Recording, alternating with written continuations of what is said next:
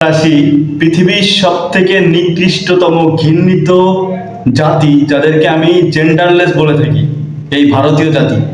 এই ভারতীয় জাতির যে সমস্ত কুসংস্কারের সাংবাদিকেরা যারা তিলকে তাল বানিয়ে সারা বিশ্বের মাঝে অপপ্রচারের অপপ্রচেষ্টা চালায়, এই পৃথিবীর সব থেকে নিকৃষ্টতম ঘৃণিত জাতি চট্টগ্রাম সহ পুরো বাংলাদেশকে নিয়ে যে ধরনের ষড়যন্ত্র তল দিয়ে মানে মুনাফিকের মতো ভিতরে ভিতরে লালন করতেছে, এদেরকে সাবধান করে দিতে চাই।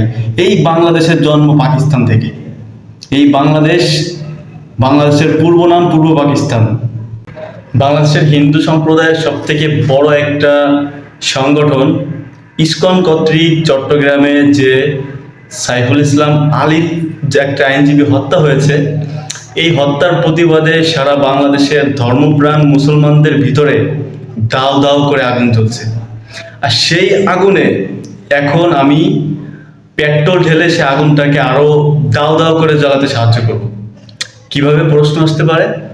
সেটা হচ্ছে যে দেখেন, এই যে সাইফুল ইসলাম আলী, এই আইনজীবীটা হচ্ছে মূলত নতুন নব মুসলিম যারা হয়, মানে অন্য ধর্ম থেকে যারা মুসলমান ধর্মে আসে, এদের আইন নিয়ে লড়ার একজন আইনজীবী, মানে নব মুসলিমদের একজন আইনজীবী, যে কিনা নতুন মুসলিম হওয়ার পরে যাদের আইনগত বিভিন্ন সমস্যা হয়, এদের সমস্যাগুলো নিয়ে আইনগতভাবে কোর্ট কাচারিতে লড়ে, মানে এদের পক্ষে কাজ করে।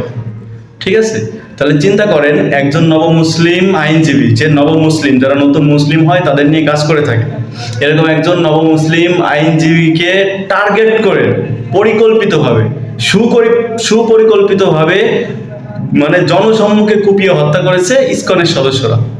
তো আমার কথা হচ্ছে, শুধু আমার কথা না, আমাদের ছাত্র সমন্বয়ক ভাইয়েরা যারা আছে প্রত্যেকের কথা হচ্ছে, আমরা দেশের মধ্যে অসাম্প্রদায়িক কোনো দাঙ্গা হাঙ্গামা সৃষ্টি করি নাই আগে কখনো, এখনো করব না, এবং ভবিষ্যতেও কোনো সাম্প্রদায়িক অসাম্প্রদায়িক দাঙ্গা আমাদের দেশে আমাদের বাঙালিদের মধ্যে থাকবে না। কিন্তু ধর্মকে পুঁজি করে, ধর্মকে রুট করে যারা, ধর্মকে টুল করে যারা দেশের মধ্যে দাঙ্গা হাঙ্গামা সন্ত্রাসবাদ সৃষ্টি করবে, তাদেরকে দাঁত ভাঙা জবাব দেওয়া হবে। তাদের বিরুদ্ধে সারা বাংলাদেশের মানুষ একযোগে আঙ্গুল উঁচিয়ে কথা বলবে, একযোগে প্রতিবাদ করবে। সারা বাংলাদেশের মধ্যে মানে পুরো বাংলাদেশের বলতে গেলে ইসকন, শুধু ইসকন নয়, হিন্দুদের যতগুলো উগ্র সংগঠন আছে, শুধু হিন্দু না, দেশের মধ্যে উগ্র যত সংগঠন আছে সব ধরনের সংগঠন খুব সচেতনতার সাথে, ঠিক আছে, খুব সচেতনতার সাথে এই ধরনের সংগঠন, উগ্রপন্থী সংগঠনকে নিষিদ্ধ করা হবে শীঘ্রই। যদি প্রশাসন এইসবের দিকে সজাগ দৃষ্টি না রাখে, এদেশের জনগণ আবারও রুখে দাঁড়াবে এইসব কিছুর পিছনে। এরপরের কথা হচ্ছে, সাহসটা কোত্থেকে আসলো? পূর্বের চট্টগ্রামের পূর্বের নাম ছিল ইসলামাবাদ, এই কথা ভুলে গেলে চলবে না। চট্টগ্রামের পূর্বের নাম ছিল ইসলামাবাদ, এটা দিল্লি নয়, ঠিক আছে, এটা দিল্লি নয়। চট্টগ্রামের পূর্ব নাম ছিল ইসলামাবাদ। সেই ইসলামাবাদে আমার মুসলমান নও মুসলিম একজন আইনজীবী সাইফুল আলীকে হত্যা করা হয়েছে এবং তাকে কুপিয়ে হত্যা করা হয়েছে। এর বিচার কতটা কঠোরভাবে হবে সেটা বাংলার মানুষ না, পুরো পৃথিবী দেখবে। এতটা সাহস কই পেল? এবার আসি পৃথিবীর সব থেকে নিকৃষ্টতম ঘৃণিত জাতি যাদেরকে আমি জেন্ডারলেস বলে থাকি, এই ভারতীয় জাতি।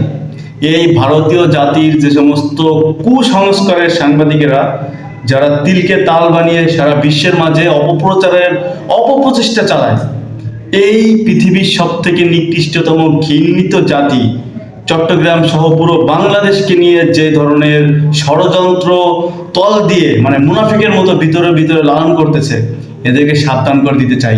এই বাংলাদেশের জন্ম পাকিস্তান থেকে। এই বাংলাদেশের পূর্ব নাম পূর্ব পাকিস্তান। সুতরাং মুসলমানদের আধিপত্য এই জাতির রক্তের সাথে মিশে আছে।